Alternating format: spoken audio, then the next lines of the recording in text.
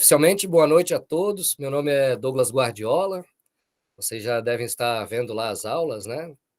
Pelo nosso ambiente online. E satisfação aí de ter esse pessoal todo aqui conosco.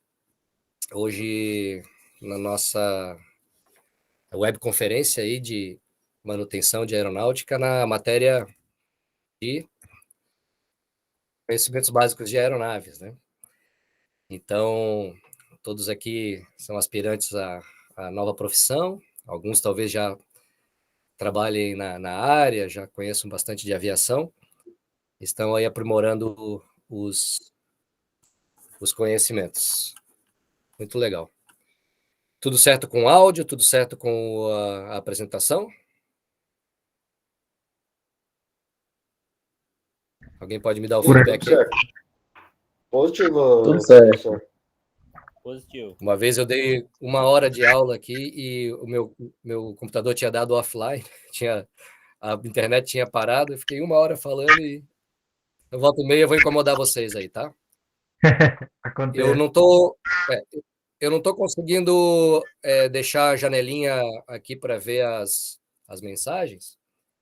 Quem quiser comentar alguma coisa ou falar, só chama aí, professor, tá ok? Beleza. E aí eu deixo espaço aí para o pessoal perguntar ou comentar alguma coisa. Tá ok? Então, se sou eu, né? Ainda no Embraer.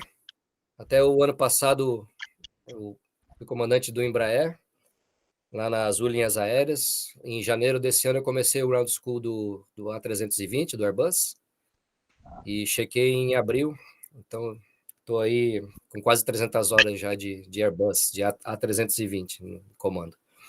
Lá na Azul eu fui copiloto do A330 também. Fui copiloto do A330 e também do Embraer, né? Comecei na Azul em 2011. Tem alguém aí que já trabalha na aviação? Eu trabalho no Batalhão de Operações Aéreas aqui do Corpo de Bombeiros de Santa Catarina. Oh, legal, parabéns. Show de bola, tem alguns amigos aí. Mais alguém trabalha com aviação já? Eu trabalho na Embraer, São José dos Campos. Poxa, bacana.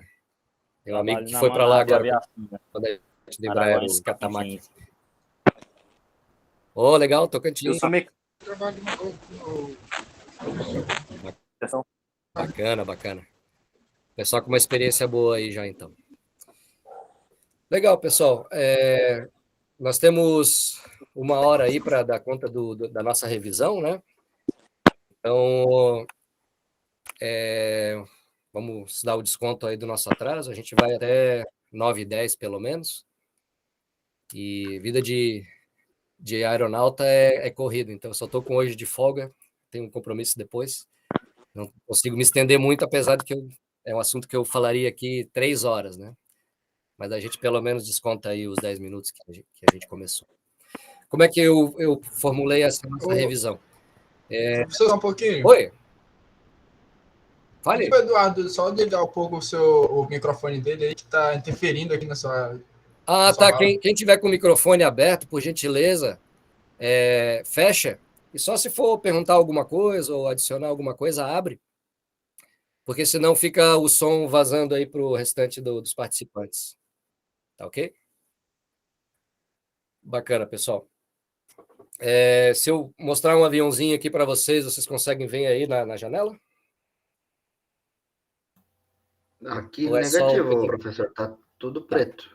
Então, vou fazer só um último teste aqui com vocês. Se por acaso eu precisar mostrar um modelinho que eu tenho aqui, então eu volto para a tela aqui, ó, e vamos ver se ela volta. –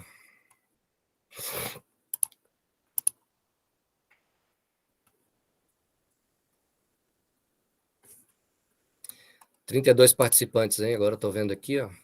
Muito bom.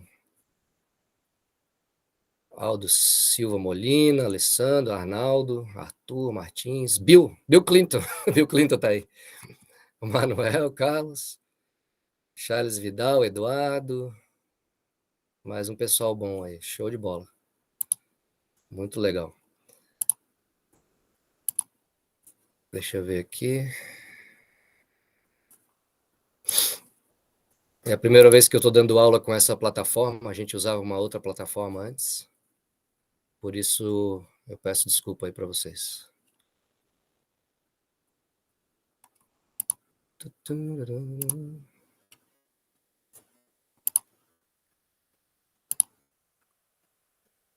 Ele não voltou para a câmera aqui. Mas tudo bem, eu tenho bastante, os slides ali, eu tenho os complementos. Então, a gente vai pela apresentação mesmo. Aqui, então, fechou. Compartilhar. E agora sim. Então, vamos fazer um check rádio aí. Estão me escutando e estão vendo o PTT, a apresentação. Confere? Confere. Como é que eu bolei essa... Opa! Como é que eu bolei essa nossa revisão? Coloquei várias perguntas, algumas perguntas que vão cair em provas e que podem cair nas provas de vocês aí com relação, no curso e também nas provas da ANAC, nas futuras provas aí que vocês vão fazer oficialmente aí para adquirirem as carteiras, né, de mecânico de manutenção de aeronáutica. Então, eu vou colocar a pergunta, vocês vão escrevendo aí e vão tentando responder por conta, né? E aí eu dou um tempinho até vocês pensarem e a gente vai respondendo e vai comentando, indo um pouco além da questão em si, para fazer essa revisão bem completa. Entendido? Então, a primeira aí fica como exemplo, ó.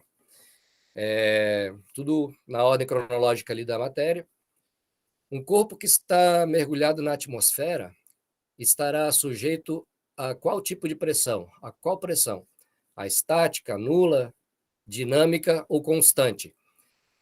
Tem muita gente na sala, eu peço que tentem responder aí silenciosamente, né, pensar aí sobre a questão, e aí eu dou um tempinho e a gente já confere, porque se todos forem falar, na verdade, a gente não consegue fazer a dinâmica dar certo aqui.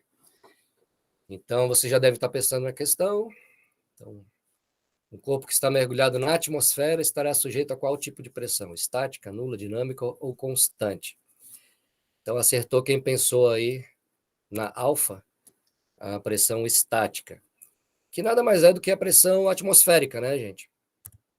O que é a pressão atmosférica, então? É o peso dos gases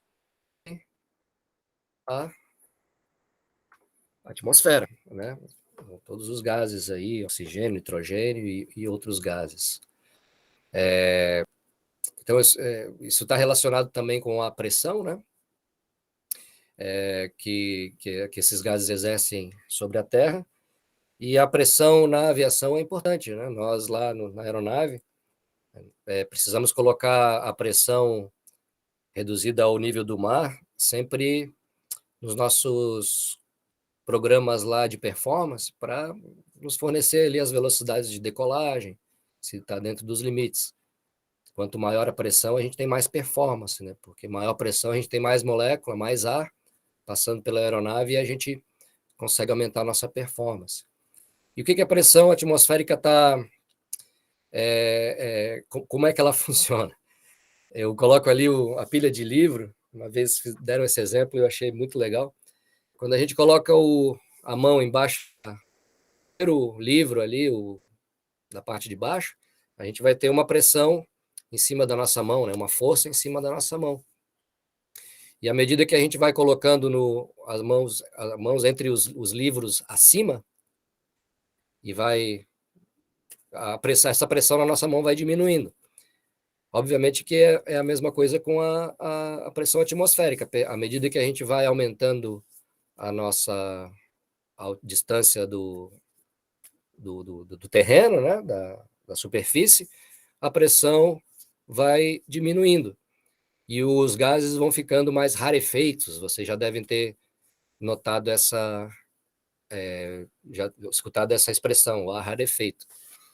Como tem menos pressão exercida sobre esses gases da atmosfera, essas moléculas tendem a se separar, como está ali no quadrinho da direita, ali, né? E aí a gente tem esse ar rarefeito. Mas as aeronaves, elas voam, né?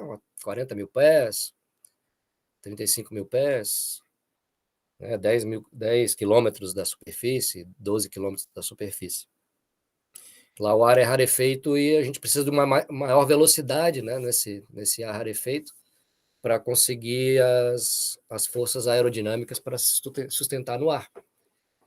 E porque existem vantagens de voar alto, né? A gente consegue gastar menos combustível, consequentemente gastar menos dinheiro, né? Então, diminuir o custo da empresa. Além de ficar acima dos maiores, dos fenômenos atmosféricos mais importantes, né? Então, a gente geralmente fica lá acima e não sofre tanto com os efeitos dos fenômenos atmosféricos. Então, é legal a gente entender a questão da pressão atmosférica, porque até os altímetros, eles são mais barômetros do que medidores de distância vertical, né? Porque os altímetros são aferidos com a atmosfera padrão, ou a pressão padrão, que é de 1013 hectopascal, né? É uma medida que a gente usa no Brasil aqui. Lá nos Estados Unidos, eles usam polegadas de mercúrio, 29,92 polegadas de mercúrio, que equivale a 1013,2 HPA, que é hectopascal. Essa é a pressão padrão da atmosfera, né? Que a gente fala o valor ISA, que ISA significa ICAO Standard Atmosphere, atmosfera padrão da ICAO, que é a Associação Internacional de Aviação Civil.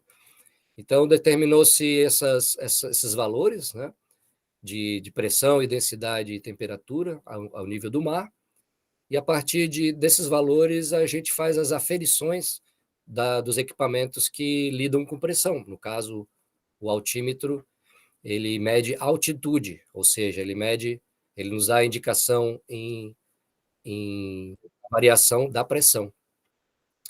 Então, como a pressão vai diminuindo, a gente vai, à medida que vai aumentando eles vão aferindo essa pressão do altímetro.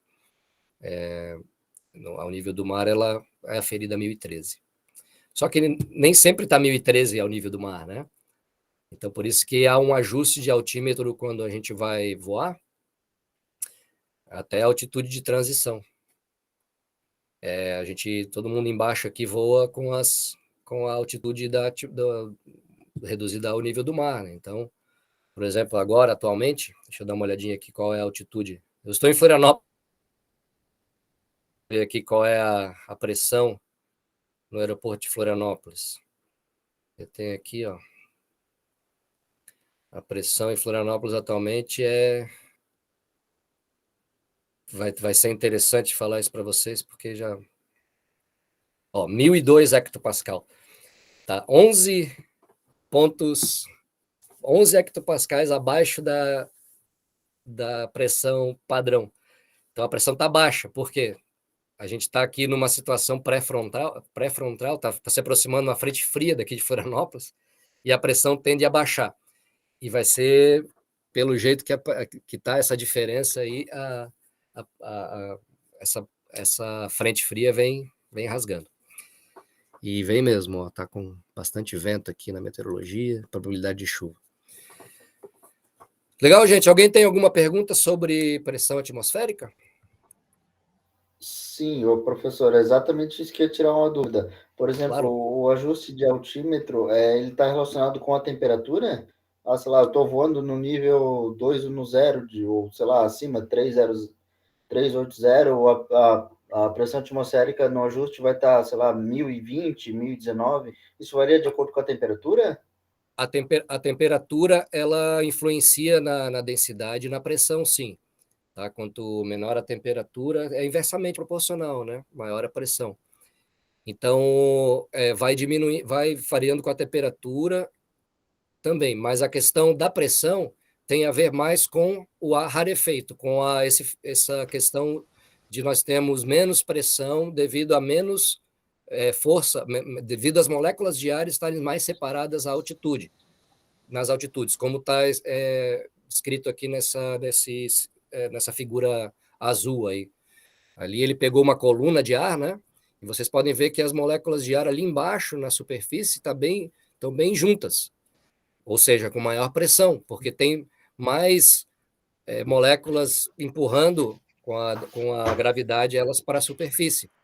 Então, a pressão atmosférica tem mais a ver com essa questão da gravidade atraindo aí as moléculas que compõem o ar para a superfície da Terra. Entendido? Ah, entendi. Show de bola. Obrigado. Nada. Então, seguindo com Professor. a próxima pergunta, já... Opa! Douglas, Ali, pode falar. no caso, então, Opa. diretamente proporcional, não? Quanto maior a temperatura, maior a pressão, não? Quanto maior Porque a temperatura, quanto mais sobe, maior a menor a pressão. Mas temperatura, isso certo? na atmosfera não é... E na atmosfera não é maior tanto assim, pressão. né? A temperatura vai diminuindo, Não? ela é proporcional, exatamente. É isso aí. Então, mas isso, A pressão diminui. isso seria Isso no... na A atmosfera. pressão também, aumenta, proporcional, certo? a pressão aumenta dentro de um compartimento fechado, né? Isso. Na Aí a gente atmosfera, ela se expande e aí o ar fica mais rarefeito. exatamente. No ambiente fechado, como por exemplo numa panela de pressão, a temperatura vai aumentando e as moléculas vão se agitando ali, como não tem para onde se expandir, a pressão vai aumentando também, né? Funciona diferente no ambiente fechado, né? Na atmosfera, a temperatura vai diminuindo, a densidade vai diminuindo e a pressão vai diminuindo à medida que a gente vai subindo. A temperatura vai diminuindo até a tropopausa, né? Tem uma camada ali que fica igual, aí depois ela diminui um pouco mais e permanece. Legal, gente? Isso aí. Vamos falar de aerofólios, então? Os aerofólios têm como finalidade o quê? A finalidade dos aerofólios? Reduzir o peso e a tração, gerar reações aerodinâmicas úteis, diminuir o arrasto, gerar apenas o arrasto. Então, o que os aerofólios fazem nas aeronaves? Tanto de asa rotativa quanto a de asa fixa. Manter a sustentação no ar?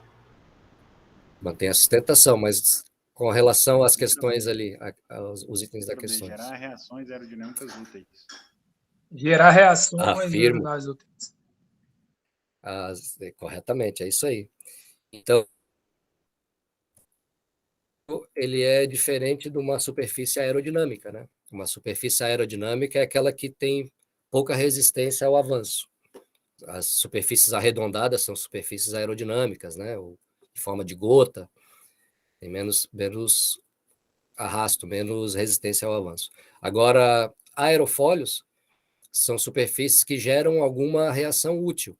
Por exemplo, em carros, a gente tem aerofólios aí na Fórmula 1, né, por exemplo.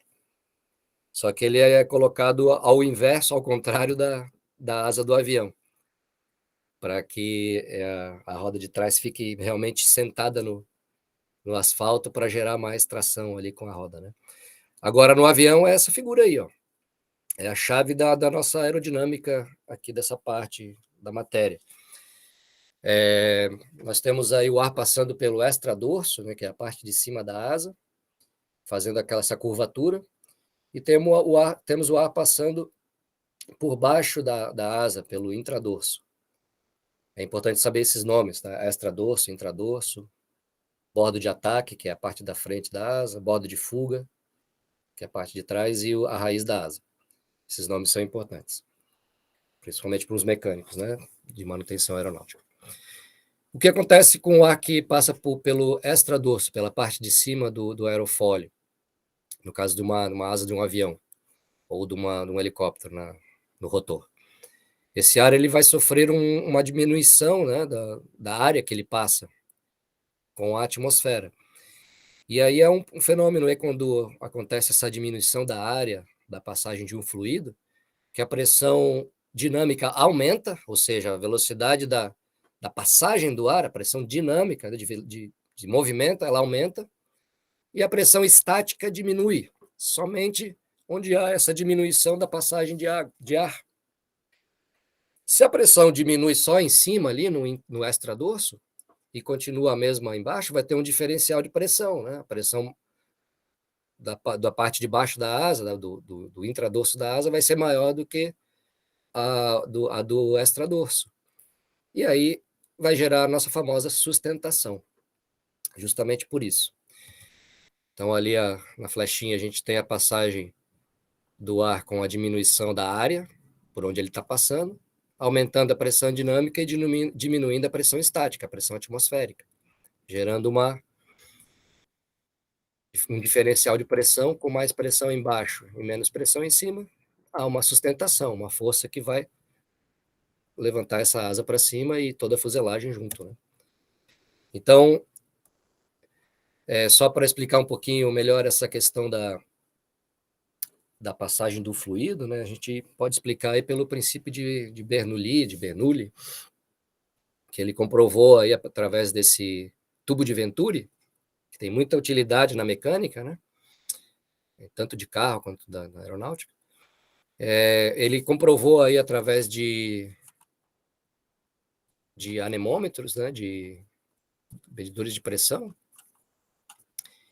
e eles conseguiram aí comprovar que o ar, quando diminui, qualquer fluido, quando diminui a área de passagem, ele aumenta a pressão dinâmica e diminui a pressão estática. E isso a gente pode ver em rios, né? Quando um rio ele tem as bordas assim afinalando, diminuindo a borda, ele começa a gerar corredeiras. Se fosse medir a pressão da água ali naquele momento, onde tem a diminuição da área da passagem, a pressão é menor.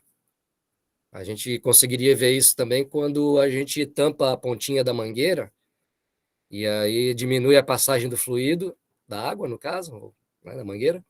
A gente tem ali o aumento da força dinâmica, da passagem da dinâmica dessa água, gerando aquele jato. Se fosse medir ali, bem naquela diminuição da passagem, a gente ia ver que a pressão diminui.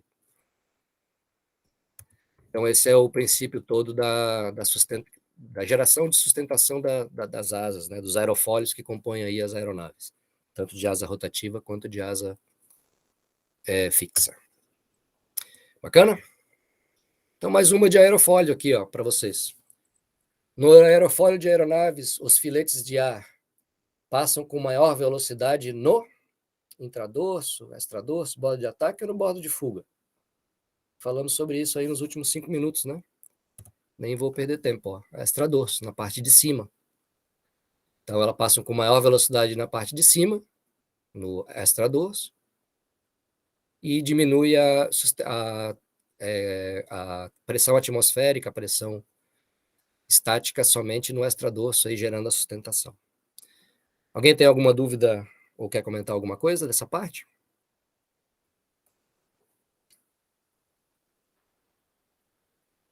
Estão me escutando? Alguém só me dá o feedback aí. Tá tudo certo. Pode prosseguir. Beleza. Tudo certo. Boa. Estamos ouvindo. Então, comentei com vocês a importância de saber todos os componentes da asa, bordo de ataque, ponta da asa, extradorso, ou dorso, mas mais comum extradorso, intradorso, bordo de fuga e raiz da asa. Então, daqui para frente a gente vai falar disso aí do modo certo e do modo técnico. Legal.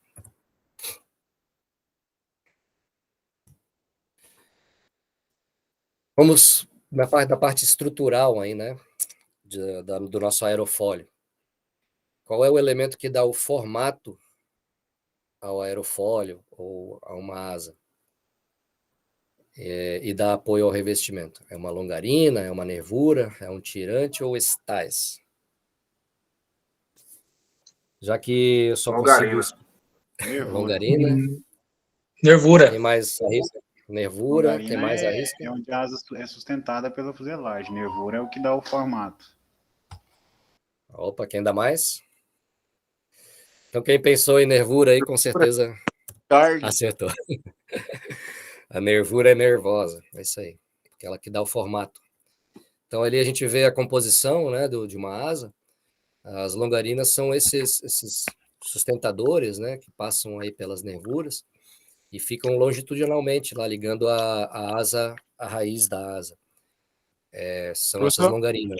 Opa, pode voltar o slide um instantinho aqui só para fazer uma anotação. claro. O elemento que dá formato ao aerofólio, dá o apoio ao revestimento é a nervura.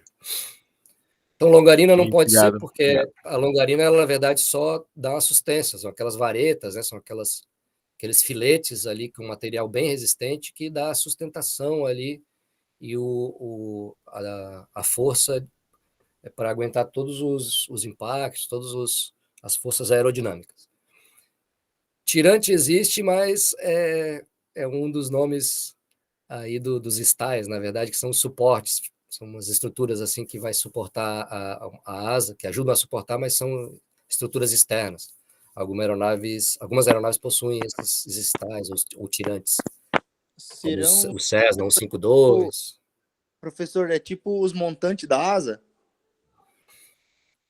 É isso, poderia falar que a longarina seja o montante da asa, mas são esses filetes aí, está representado pela cor azul, né?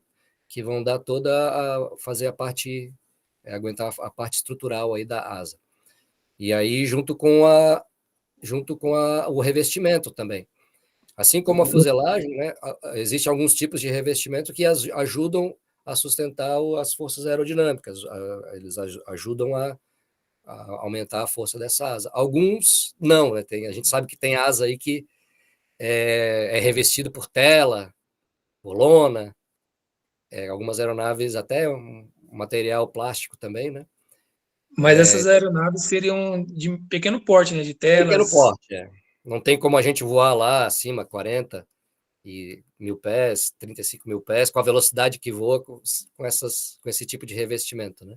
Então, os E no caso da revestimentos... longarina, ela é o que fixa uma asa na outra, né? Ali na parte do charuto do avião, no caso. Isso, na parte da fuselagem. Então, ela vai desde a ponta da asa até a raiz. Aí, dependendo do projeto, essas longarinas são dispostas da melhor forma possível no projeto que o engenheiro teve, para que essa asa suporte todas as forças aerodinâmicas que ela vai ser projetada, né? Então, aí existem Eu N comando. finalidades. Opa! Geralmente é esses que é utilizado lona, esses outros materiais, geralmente mais é nesse experimental, né? Tem muito em experimental, né? Mas tem algumas aeronaves que não são experimentais, que são homologadas, que também são. Também tem. Eu fiz o Aeroclube aqui em Santa Catarina, tem o Aeroboeiro, que é assim, o Paulistinha, são todas homologadas, mas porque as experimentais são aeronaves homologadas nesse sentido, elas têm menos fiscalização, né? Agora, as homologadas, elas têm tem mais a ver com a burocracia do que com a estrutura, na verdade, né? A questão de ser experimental ou homologada. Porque Experimental você não pode dar instrução em aeroclube, coisas assim. O professor, Sim, as longarinas da asa, elas sofrem consequências da VME igual a cauda do avião ou não? sim, toda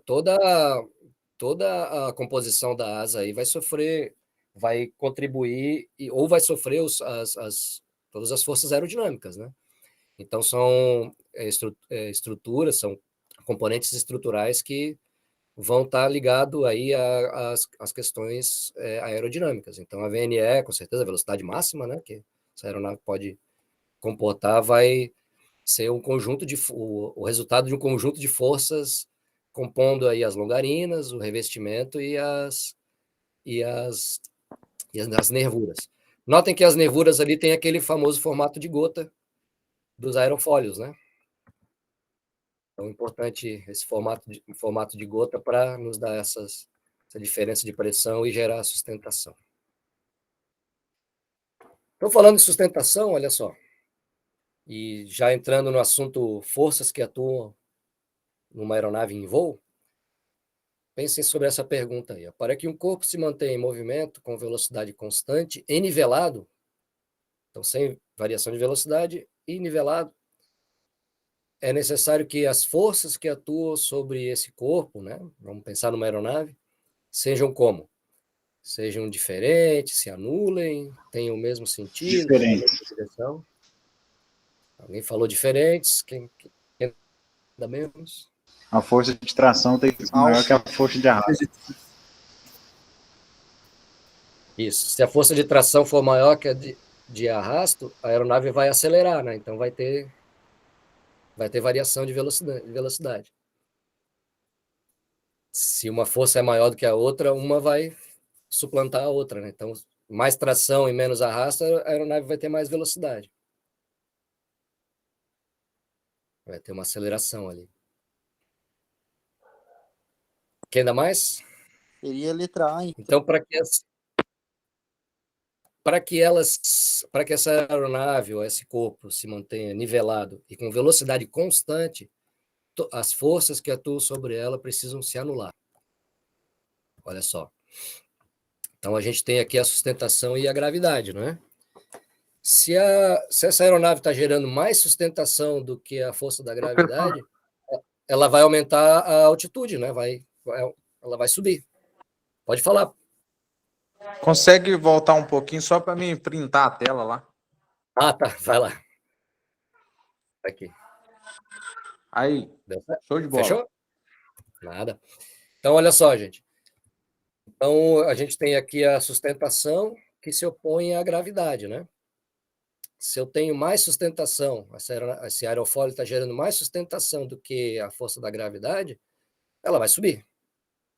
Então, para que ela fique nivelada, não varie a altitude, nesse momento que, ali com todas as forças, com a velocidade, tal, etc., ângulo de ataque, ela tem que estar com a sustentação igual à gravidade, para que ela não suba e nem desça. Se a gravidade for maior do que a sustentação, aí ela vai descer. Então, para que se ela voe reto e nivelado, ela precisa essa força estar nula, ou seja, iguais, né? Sustentação igual à gravidade. Mesma coisa acontece com a tração e o arrasto, como a gente estava comentando. O arrasto é a força puxando para trás, né? A resistência é o avanço. E a tração é a força ali, a reação dos motores empurrando o ar para trás e jogando a aeronave para frente. Então, se o arrasto for maior do que a tração, a aeronave vai começar a perder velocidade. Se a tração for maior do que o arrasto, ela vai começar a ganhar velocidade, vai ter uma aceleração. Então, para que ela voe numa velocidade constante, a tração tem que ser igual ao arrasto. Então, essas forças precisam se anular, né? A sustentação com a gravidade e o arrasto e a tração, para que essa aeronave voe reto, nivelado e com velocidade constante. O professor, às vezes a gente vê uns vídeos aí na internet que o avião está parado no ar. Isso significa que, então, a tração e o arrasto dele estão nula naquele momento? Como é que é? Exato, é isso mesmo. Uhum. Então, a tração e o arrasto, elas precisam estar nula para que ele não varie a altitude, né? Desculpa, a aceleração. Para que não tenha aceleração, que a aceleração é a variação da velocidade. Então, tá. Quanto mais... Se a tração está maior do que o arrasto, ela está acelerando. Se a sustentação está maior do que a gravidade, ela está ganhando altitude. Mas aí o avião ele não para, né? Se ele parar, ele perde sustentação. Não, o avião não pode parar. Não é igual ao helicóptero que tem o voo pairado, né? Que são 2 tipos de aeronaves. E a aeronave precisa de movimento para ter aquela reação que a gente viu na asa, né? Que gera a sustentação, aquela diferença de pressão.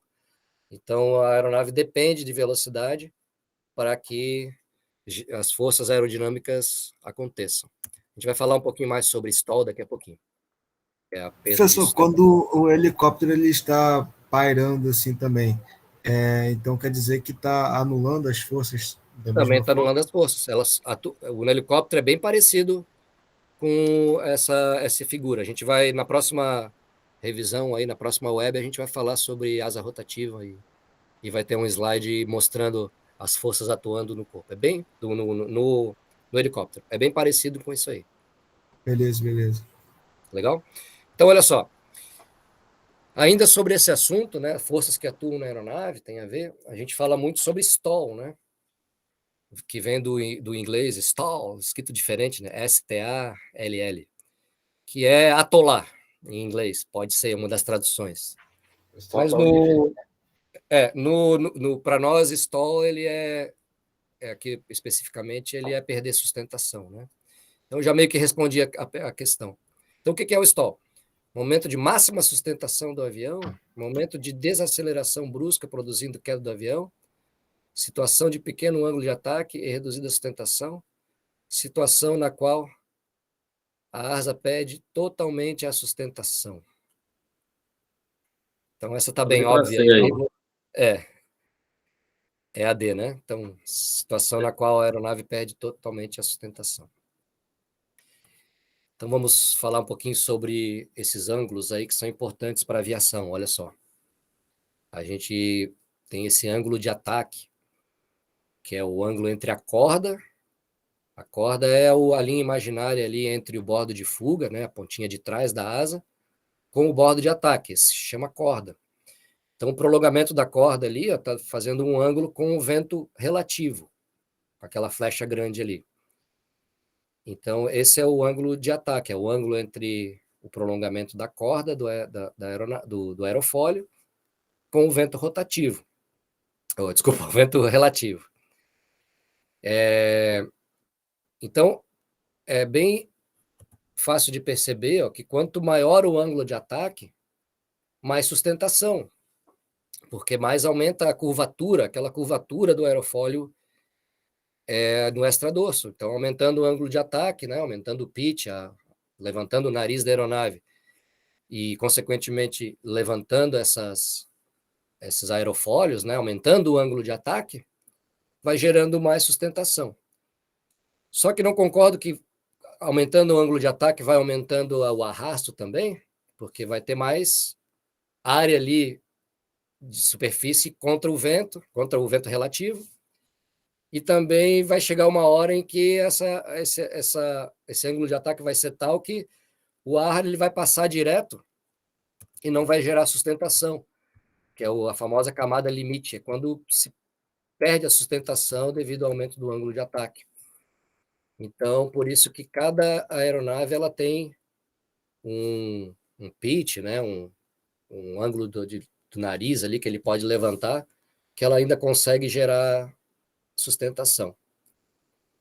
Uma das primeiras coisas que a gente faz, que a gente aprende no aeroclube, de recuperação de stall, e na aviação civil, aí, nas aeronaves de grande porte, que a gente voa aí, essas médias, né, esses jatos, para recuperar o stall, a primeira coisa que a gente faz é colocar o nariz para baixo, um ângulo de ataque negativo, que é para a gente recuperar essa sustentação novamente, e aí depois a gente nivela a aeronave e deixa o ângulo de ataque de um jeito que a gente recupere a sustentação dessa aeronave. É bem interessante essa parte. Então, pessoal, não se esqueçam, vocês conseguem ver o meu cursor aqui quando eu mexo o mouse? Sim. Ah, legal. Poxa, não estava usando que eu achei que não aparecia. Então, olha só aqui, ó. É legal saber esse ângulo. Ele é muito importante para a aviação. Várias explicações falam com relação ao ângulo de ataque, tá? Então, aqui a gente tem a corda, essa linha imaginária entre o bordo de fuga e o bordo de ataque. Então, aqui a gente tem a corda, prolongamento da corda, com o vento relativo, é o nosso ângulo de ataque. Então, aqui é uma aeronave voando num voo normal, tendo aqui a passagem do ar no extradorso, diminuindo a pressão só aqui em cima, aumenta a pressão aqui embaixo, ela está gerando a sustentação.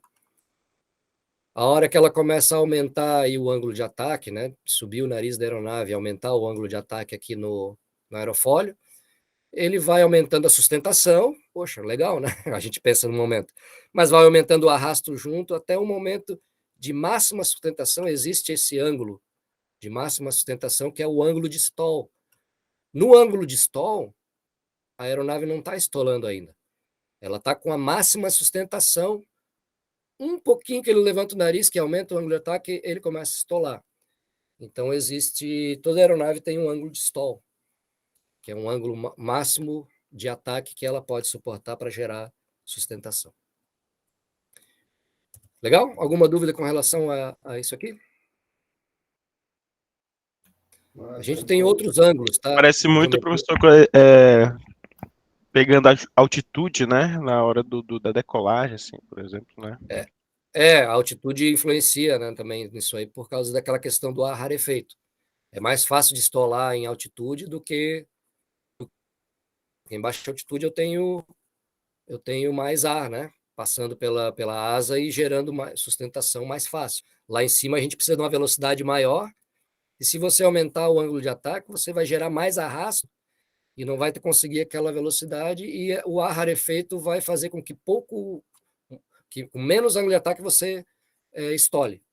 Então, lá em cima o voo é mais crítico. Quanto maior a altitude, é mais crítico. Isso tem a ver com peso também. Quanto mais peso, mais crítico é o nosso coffin corner. Já ouviram falar do coffin corner?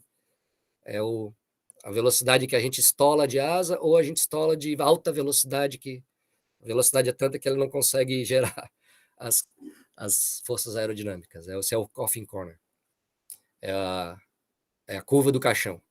É uma janelinha que a gente tem, que a gente não pode nem voar menos do que aquela determinada velocidade, nem aumentar a velocidade tal que dá o stall de alta velocidade. Mas isso é mais profundo, não é da nossa matéria agora, mas é interessante para quem quiser ler sobre o assunto, viu?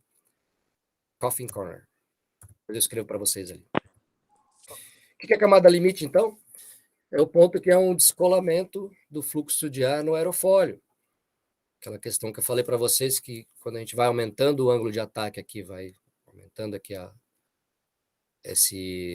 essa incidência aí do ângulo do bordo de ataque com o vento relativo, vai chegar uma hora que esse ar ele não vai mais passar aqui por cima e não vai mais gerar aquela diminuição de pressão pelo extradorso.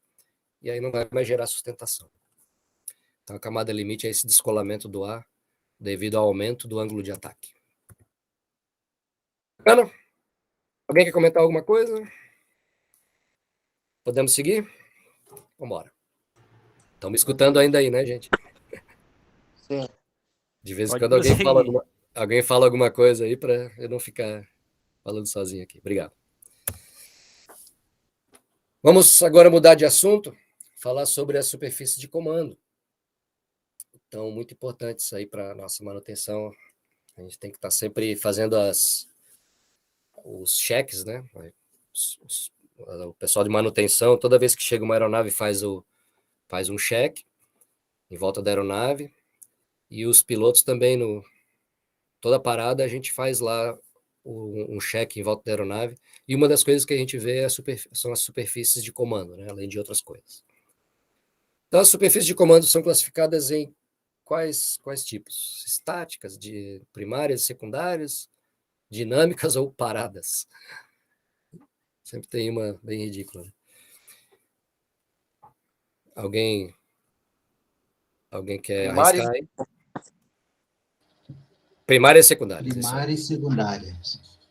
Então, o que difere as primárias das secundárias? As primárias, elas produzem os movimentos da aeronave, né? Então, a gente tem aí as superfícies primárias em azul, nessa aeronave aí, de pequeno porte, que são os ailerons, os profundores, ali na cauda, né, na empenagem, e o leme. Então, esses três componentes, em todas as aeronaves, né, de asa fixa, eles são os responsáveis pelos movimentos básicos das aeronaves. Já as secundárias, elas sempre vão estar instaladas numa primária ali, né? Então, elas têm algum objetivo, alguma função diferente de produzir o movimento básico.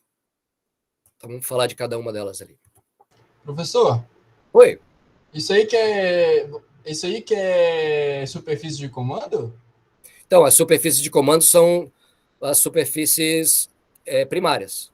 São os ailerons, os profundores Agora eu entendi, e o leme. beleza.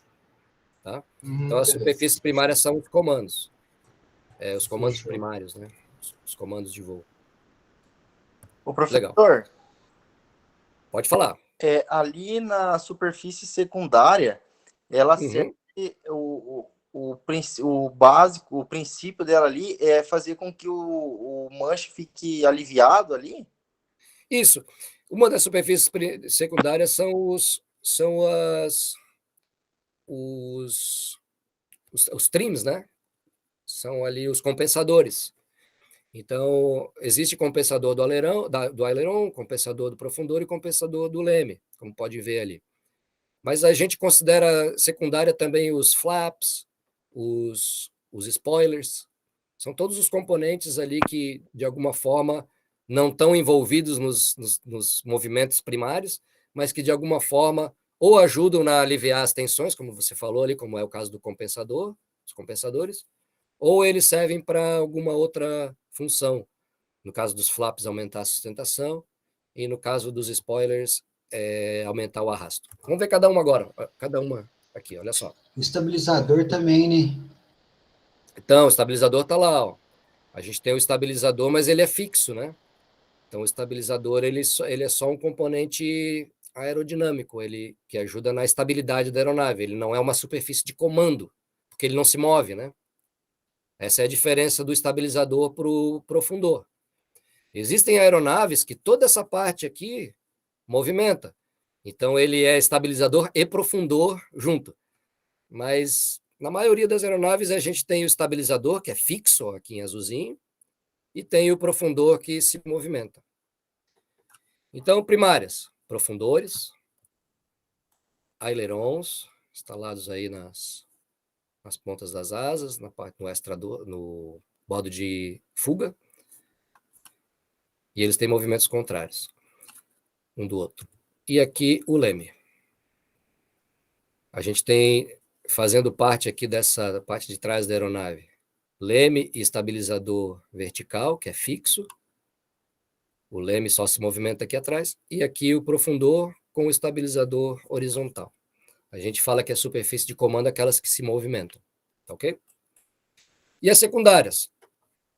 Temos ali os flaps, os slats e os spoilers.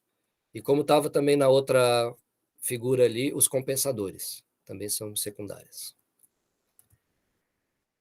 Então, os slats aumenta a sustentação, ele aumenta aqui a área da asa e a curvatura, assim como os flaps também, aumenta a asa, a área da asa e a curvatura, aumentando a sustentação.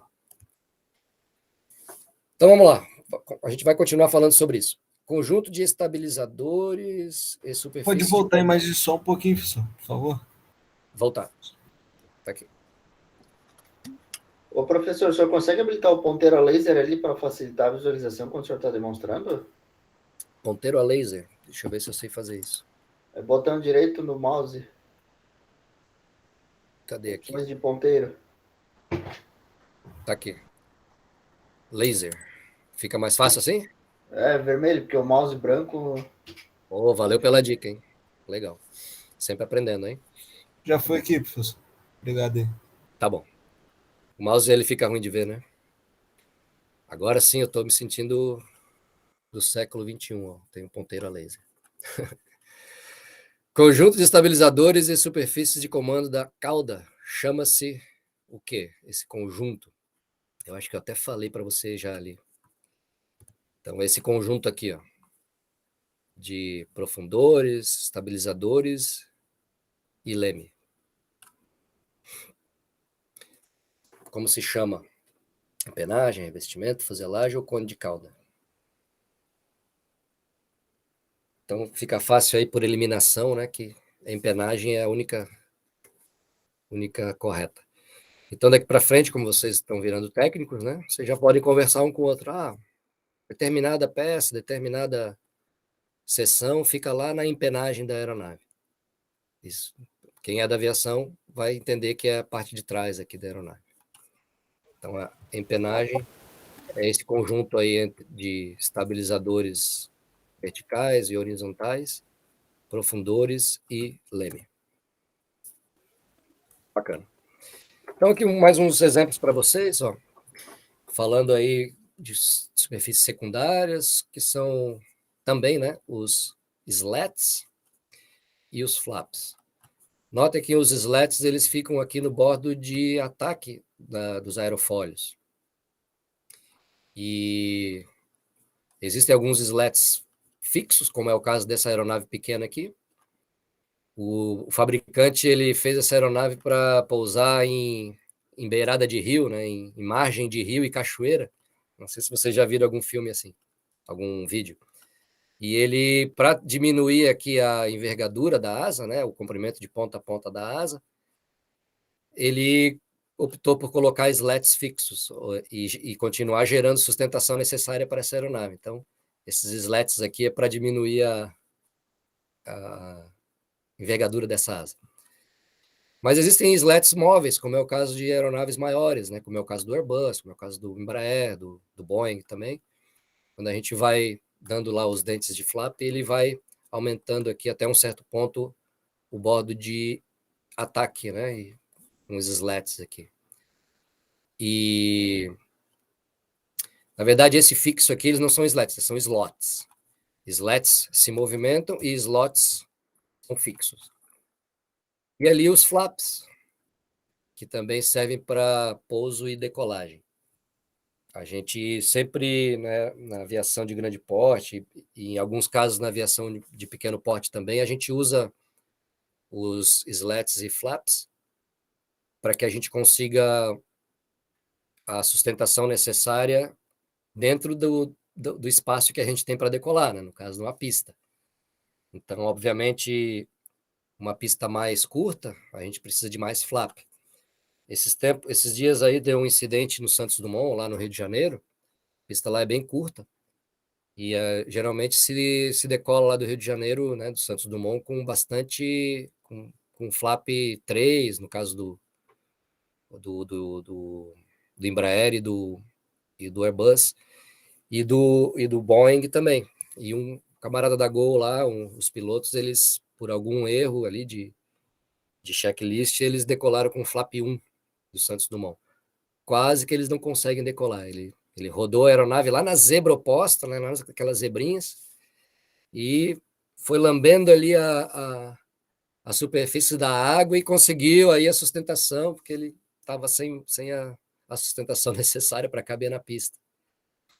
Então, a gente faz um cálculo com softwares, né, com aplicativos nas aeronaves, ou com tabelas, de acordo com a pressão, temperatura, intensidade do vento e direção também, aí para nos dar aí o flap correto para aquela pista. É só uma curiosidade para vocês. Né? E para o pouso, a gente precisa caber na pista também, né? Precisa frear antes de acabar a pista. Então, é uma maneira que a gente tem de aumentar a sustentação e conseguir uma diminuição da velocidade que a aeronave está pousando para o pouso.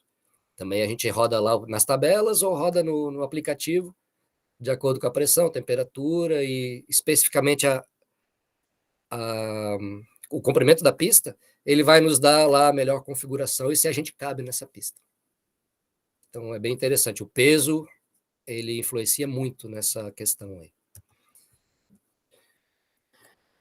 E, por último, os spoilers, também, superfície secundária. E spoiler, em inglês, significa estragador, né? O deformador. Então, uma das traduções. O que ele estraga? Ele estraga a aerodinâmica. Então, são essas chapas aqui, ó, que levantam no extradorso da aeronave. Aqui no exemplo é na hora do pouso, isso é automático nesses tipos de aeronave. A hora que a aeronave, os sensores sentem o peso no trem de pouso, né, que se chama weight on wheels, peso nas rodas. A hora que ele sente o weight on wheels, automaticamente esses spoilers eles atuam para que essa aeronave fique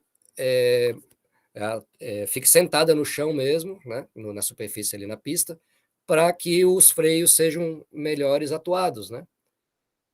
Então, esses spoilers, eles atuam na hora do pouso. E em voo, a gente usa os spoilers para quando a gente quer diminuir a velocidade mais rápido ou a altitude também mais rápido. Às vezes o controle nos pede, reduza. Campinas é praxe, né? A gente chega lá em Campinas, a gente quer sempre ir mais rápido, chegar mais rápido, né? Aí eles pedem para a gente diminuir a velocidade por causa do tráfego aéreo. Aí a gente diminui e usa os spoilers intencionalmente para diminuir a velocidade mais rápido. Ou às vezes a gente fica alto na aproximação e usa os spoilers também. Alguém ia fazer alguma pergunta? Ninguém tá me ouvindo não, né? Tá, agora voltou meu microfone? Tá, estamos escutando. Então ele serve mais para dar o arrasto para você conseguir frear a tempo, então, não é isso? Isso, ele serve para aumentar o arrasto e no pouso ele serve para ele sentar essa asa no chão, né? E automaticamente toda a aeronave, para que os freios sejam mais atuantes. Existem carros também que têm spoilers, né? Justamente para fazer a mesma coisa. O ar passa por aqui, ele ajuda a sentar a traseira, para a traseira não ficar levantando ali e diminuindo a tração. Enfim, spoiler serve para isso. Tá? É só uma curiosidade para você. Professor, eu posso falar também que esse spoiler é vulgarmente tido como o flap vertical? Ele é um flap que se estende ali no extradorso, né? Agora nós estamos com linguagem técnica. No extradorso, né? Isso. Porque ele se estende ali uma placa, né? Para justamente o arrasto ali aumentado, ele vai aumentar muito o arrasto, né? Até então, Pode falar. Ele é usado muito em planador, e por isso que eu falo que vulgarmente... Isso, planador também, né? O planador é liso pra caramba, tem muita sustentação, então, né? A gente fala que é flap vertical, né? É um flap vertical, mas daqui... Bom, aí eu não sei, no planador eu tive contato, mas de toda forma, esse tipo de flap vertical aí, ele se chama de spoiler na aviação. Não, correto, sem dúvida. Em todo caso, é spoiler. Beleza? Bacana, gente. Então, vocês vão estar mexendo com isso aí daqui a um tempinho. Ó. Às vezes tem que fazer uma regulagem, ou às vezes alguma coisa ali que está fora do padrão, vocês vão ter que estar fazendo essa manutenção. Ou que seja preventiva, né? Por ali passa um monte de duto hidráulico para atuar isso aí, e etc.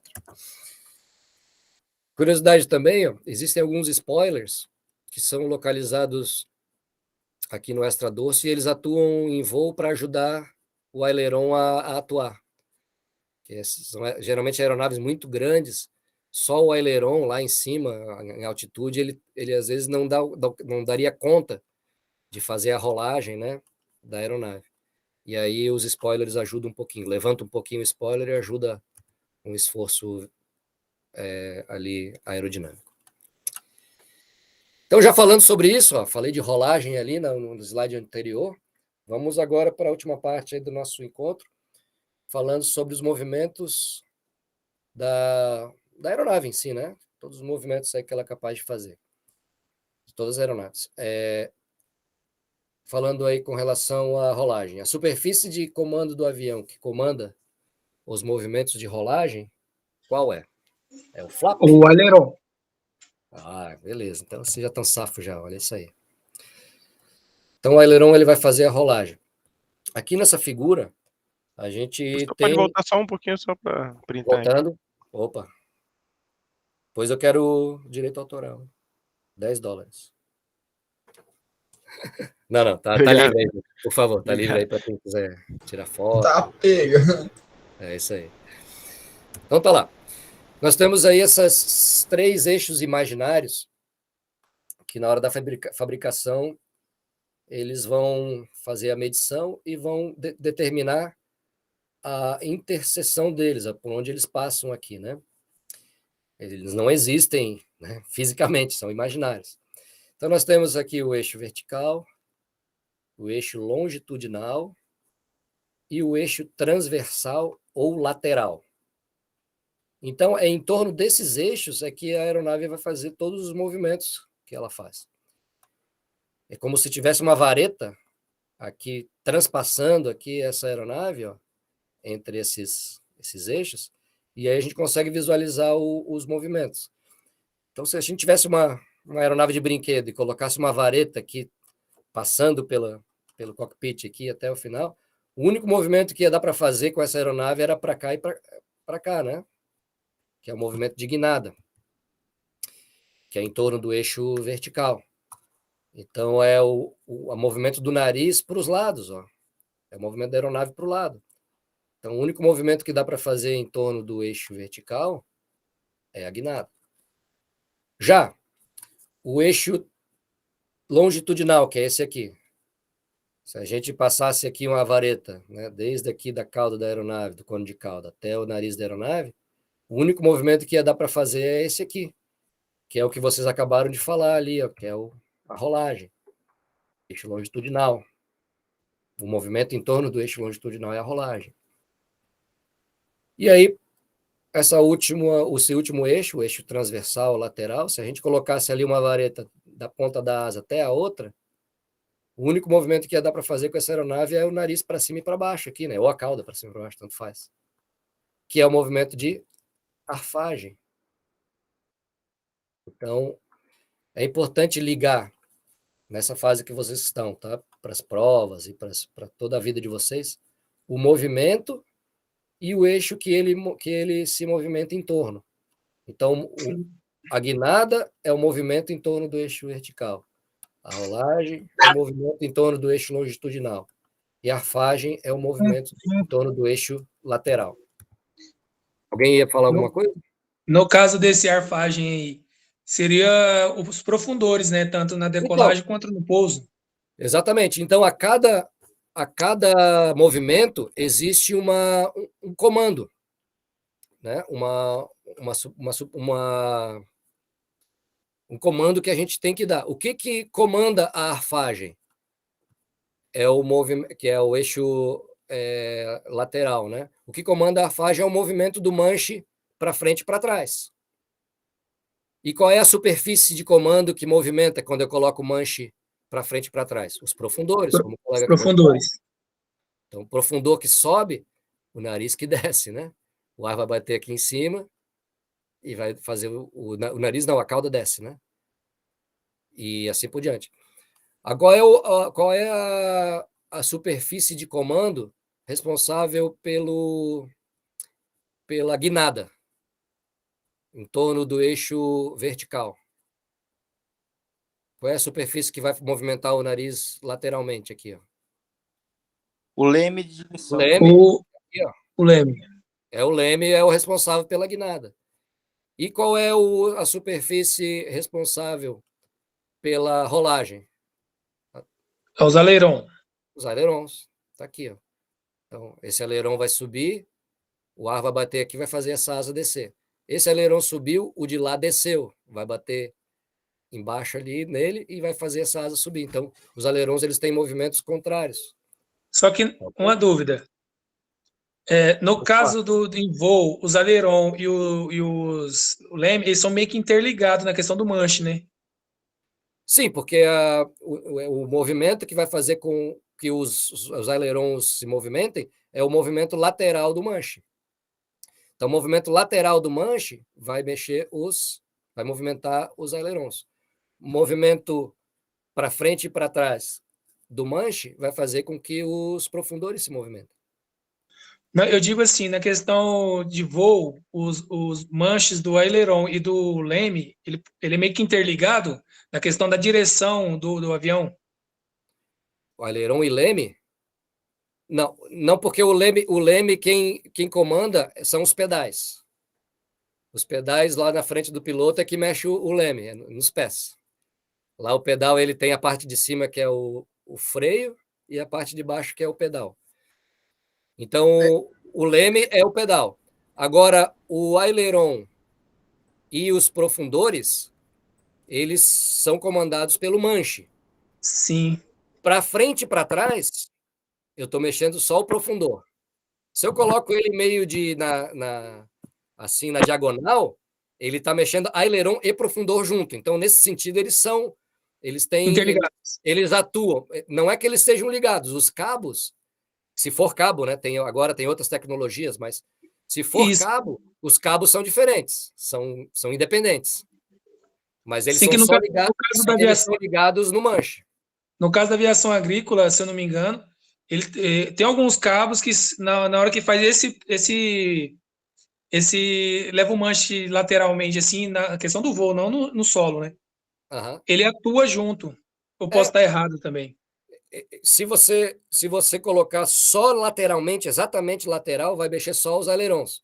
Só que é difícil num avião pequeno você mexer exatamente na lateral, né? Então, às vezes ele vai estar um pouquinho para frente, às vezes um pouquinho para trás. Por isso que o profundor ele mexe junto um pouquinho.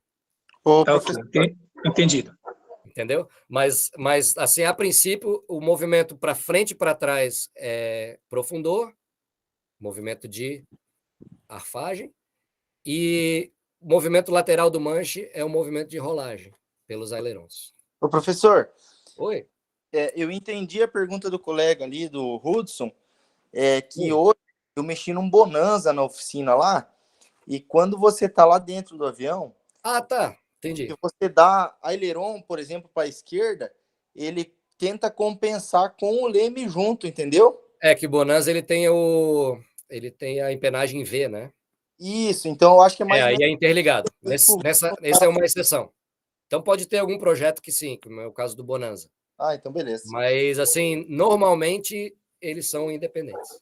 E no caso que eu falo assim, é o ar tracto, né, da aviação agrícola. Eu não sei dizer exatamente o attractor, mas ele é parecido com esses aviões aí de pequeno porte que a gente está na figura. Eu acho que o attractor ele é independente também. Não é como o Bonanza, que são interligados, né? Mas, enfim, projetos. Para todos os efeitos, movimento para frente e para trás do manche é profundor. Lateral é aileron e pedais comandam o leme. Tá ok? Vamos para a nossa última pergunta, que daqui a pouquinho vai chegar a visita aqui. Eu estou sozinho aqui, eu tenho que atender. Olha só. Na 10. 3 eixos imaginários que se cruzam num ponto denominado o quê? Esses 3 eixos aqui, ó, eles estão unidos... CG? No CG. O cara já sabe tudo, olha só. O que é o CG? É o centro de gravidade. Centro de gravidade é muito importante, gente. Todo mundo tem que ser responsável para sempre manter esse eixo de gravidade dentro dos limites. Pode voltar rapidinho, professor. Olha lá, tirar aquela fotografiazinha básica. Foi. Deu certo? Foi. Ó, até escutei a máquina. Massa. Então, olha só. Quando eles fazem o projeto da aeronave, eles vão determinar o CG. Eles vão pegar ou um modelo, ou a própria aeronave mesmo, e vão ver qual que é o ponto de equilíbrio dela. Se você pegar uma caneta assim e segurar com os 2 dedos, o polegar e o indicador, vai ter algum ponto que ou a parte de trás vai pender para baixo ou a parte da frente, mas vai ter um ponto de equilíbrio, né? Que se fosse pendurar ela por uma cordinha, esse ponto de equilíbrio aqui ia deixar essa aeronave retinha, assim, niveladinha. É como se fosse pôr uma bandeja no dedo assim, ela ficasse equilibrada, certo? Isso, quando você equilibra alguma coisa, você está ali no ponto de interseção do centro de gravidade. Então, está determinando exatamente o centro de gravidade. Se esse centro de gravidade, se esse CG ele for deslocado um pouquinho mais para frente, devido aos pesos aqui que a gente vai colocando de carga ou de combustível, vocês podem notar que o nariz vai ficando mais pesado, né? A cauda vai descer, a cauda vai ficando mais pesada, desculpe. Agora, a gente sente lá o nariz mais difícil de pilotar. Quando o CG é deslocado para trás, o nariz fica pesado. É o contrário. Então, existe um limite de deslocamento do CG. Ah, mas o CG ele é móvel? É móvel. Quanto mais peso aqui na frente, mais eu tenho que deslocar esse CG aqui para frente para continuar o equilíbrio. Mas é só até um certo ponto que ele vai conseguir voar, porque até um certo... Depois de ultrapassar o limite do CG, a gente não vai mais conseguir controlar essa aeronave, vai ficar incontrolável. Mesma coisa para trás. Deslocando o CG para trás, né, aumentando o peso na frente da aeronave, desloca o CG para trás. vai chegar um ponto que eu também não vou conseguir mais colocar essa aeronave para arfar, né? Para botar o nariz para cima, eu vou cair no chão. Então, todo fabricante determina o máximo de passeio do CG. Por isso que é importantíssimo o peso e balanceamento das aeronaves, olha só. Ô, professor. Então, a gente tem um limite traseiro, só para completar aqui, tem um limite traseiro e o limite dianteiro. Isso o fabricante, ele determina. Por isso que vocês veem aí, às vezes, no garimpo, alguma aeronave que encheu de bagagem aqui, de carga, de tudo, ele decola e depois não consegue se manter no ar e cai na frente, porque o piloto não consegue controlar ela, extrapolou o limite máximo de deslocamento do CG. Pode falar. Professor, voltando um pouquinho ao assunto sobre os eixos ali de comando da aeronave, em comparação a Boeing com a Airbus, pode-se dizer que a Boeing, por ela ser, a sua engenharia ser feita toda por cabo, ela é mais sensível do que a Airbus, que é toda digital, por joystick? Então, eu voei na Azul o E1, né, que é o Airbus, o Embraer primeira geração, que ele tem parte que é cabo e parte não, que é comando elétrico.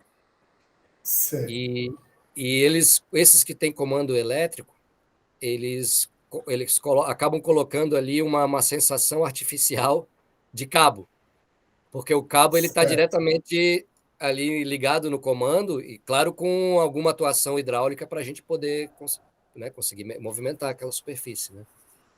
Então, a maior diferença do Airbus, esse que eu estou voando agora, é que a gente não consegue sentir direito a atuação dos ailerons, o profundor, no nosso side stick ali, né? Que é vulgarmente chamado de joystick, mas é o side stick.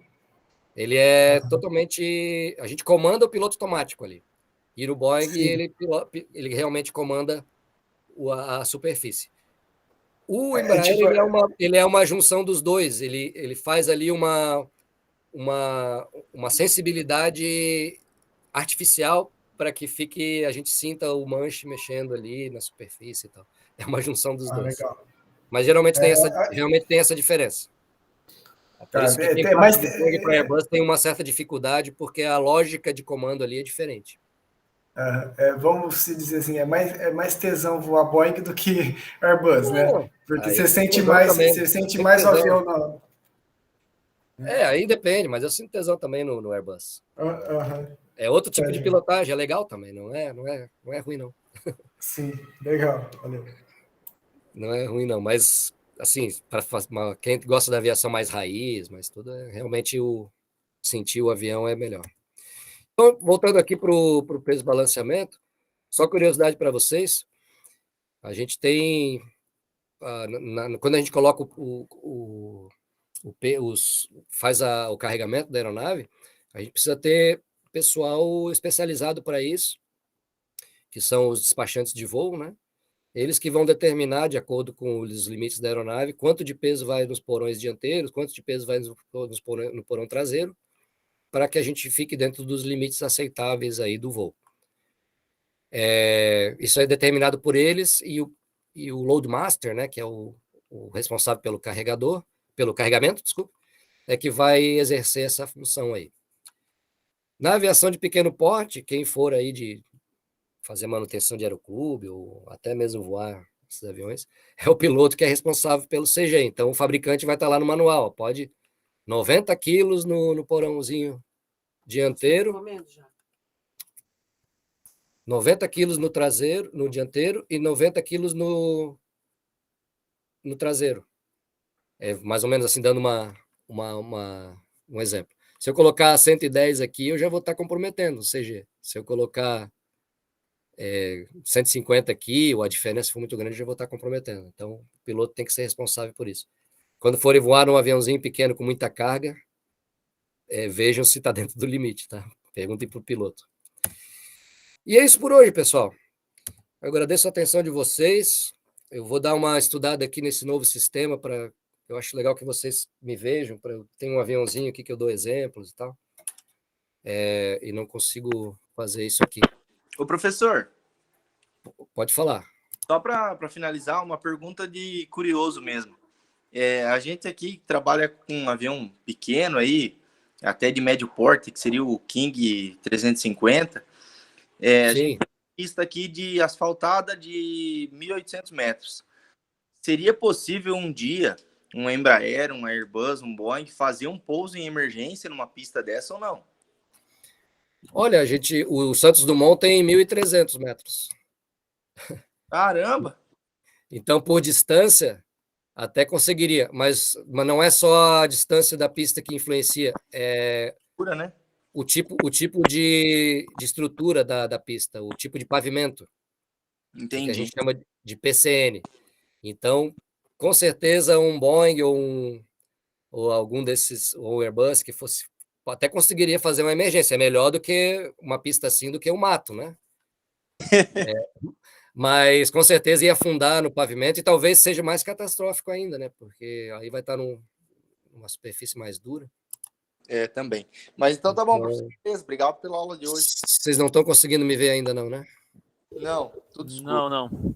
A câmera tá ligada aqui, mas por algum motivo ela fica É problema de configuração também, meu microfone não estava acionando a configuração do computador. No começo ela estava aparecendo aqui, depois ela deixou de aparecer. Bom, talvez na próxima eu consiga, eu vou dar uma treinada nesse sistema aqui, vou ver se está tudo certo. Pessoal, nosso encontro, o próximo, vai ser... Sexta-feira. Sexta-feira, dia 25, às 20 horas. Estudem, façam os exercícios lá, venham com dúvidas, que daí a aula fica mais rica. Tá ok?